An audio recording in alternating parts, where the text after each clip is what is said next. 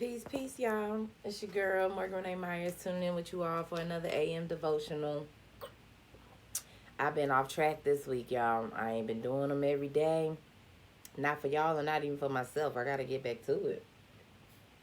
I've been waking up later than my 5 and 6 o'clock, and that's been pushing me back so that I'll be having to get my day started. So I'm a work in progress just like y'all. But if you have not already waken up, drink some live alkaline water. Hit my inbox if you need some. This is black owned water from black owned land. Might as well buy it from the black man or woman, okay?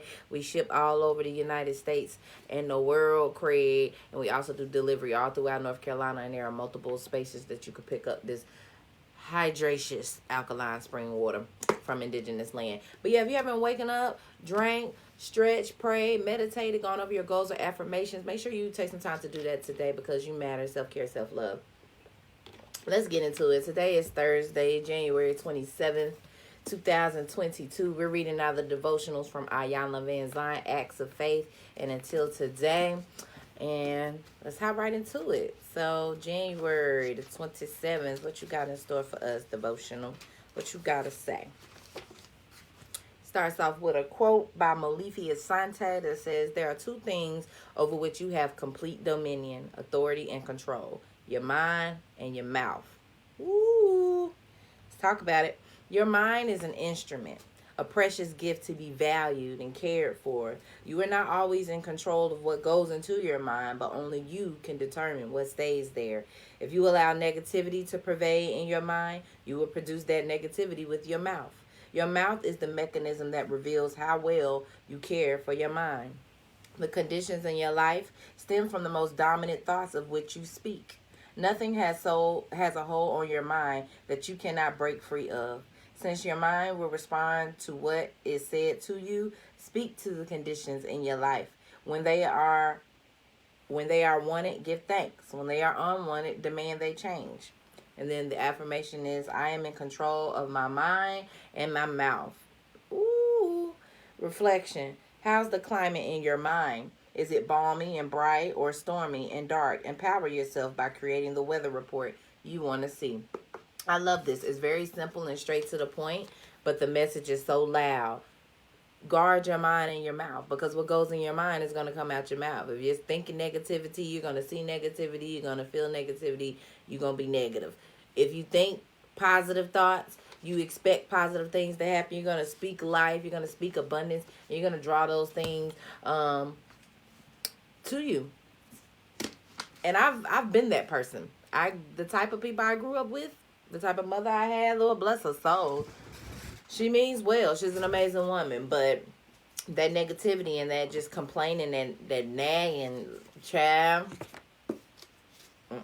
not the move, not the business. All right, until today, January 27th. Life will work for me when I realize I am totally, completely, and fully responsible for what goes on in my life. One of the greatest challenges is creating a joyful, peaceful, and abundant life. It's taking responsibility for what you do and how you do it. As long as you can blame someone else, be angry with someone else, point the finger at someone or something else, you are not taking responsibility for your life.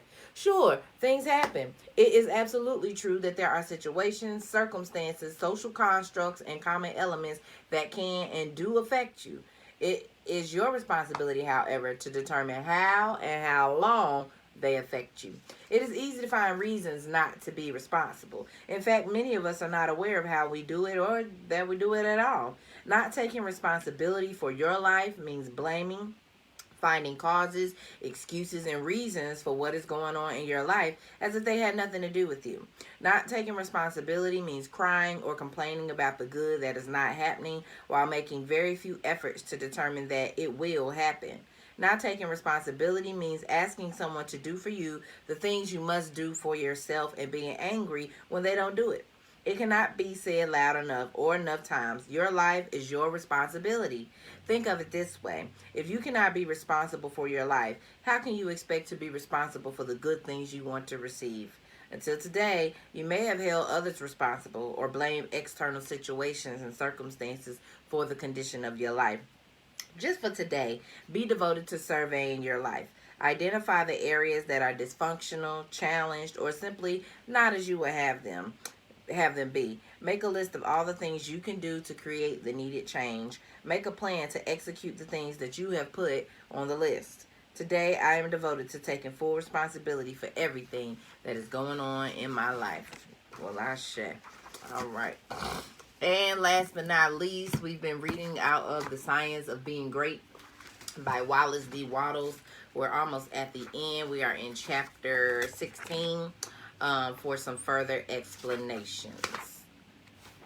All right, we go back here to the matter of the point of view, for besides being vitally important, it is the one that is likely to give the student the most trouble. We have been trained, partly by mistaken religious teachers, to look upon the world as being like a wrecked ship, storm-driven upon a rocky coast. Utter destruction is inevitable at the end, and the most that can be done is to rescue perhaps a few of the crew. This view teaches us to consider the world as essentially bad and growing worse, and to believing that existing discords and inharmoniousness must continue and intensify until the end. It robs us of hope for society, government, and humanity, and gives us a decreasing outlook and contracting mind. This is all wrong. The world is not wrecked. It is like a magnificent steamer with the engines in place and the machinery in perfect order. The bunkers are full of coal, and the ship is amply provisioned for the crews. There is no lack of any good thing. Every provision omniscience could devise has been made for the safety, comfort, and happiness of the crew. The steamer is out on the high seas, tacking hither and thither, because no one has yet learned the right course to steer. We are learning to steer, and in due time will come grandly into the harbor of perfect harmony. The world is good and growing better. Existing discords and inharmoniousness are but the pitching of the ship incidental to our own imperfect steering. They will all be removed in due time. This view gives us an increasing outlook and expanding mind. It enables us to think largely of society and of ourselves, and to do things in a great way. Furthermore, we see that nothing can be wrong with such a world or with any part of it, including our own affairs. If it is all moving on toward completion, then it is not going wrong. And as our own personal affairs are part of the whole, they are not going wrong. You and all that you are concerned with are moving on toward completeness.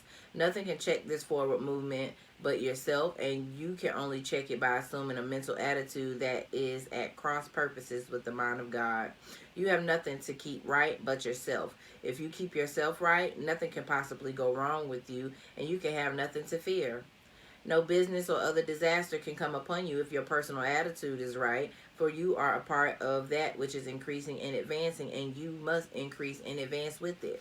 Moreover, your thought form will be mostly shaped according to your viewpoint of the cosmos. If you see the world as a lost and ruined thing, you will see yourself as a part of it and as partaking of its sins and weaknesses. If your outlook for the world as a whole is hopeless, your outlook for yourself cannot be hopeful. If you see the world as declining toward its end, you cannot see yourself as advancing.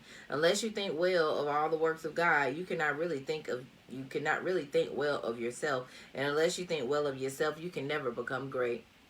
I repeat that your place in life, including your material environment, is determined by the thought form you habitually hold of yourself.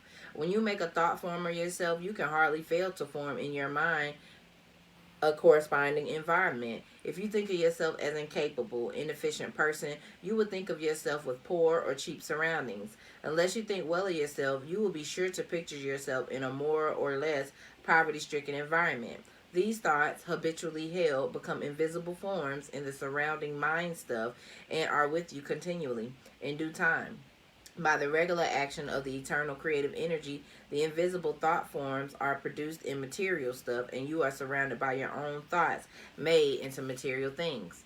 See nature as a great living and advancing presence, and see human society in exactly the same way.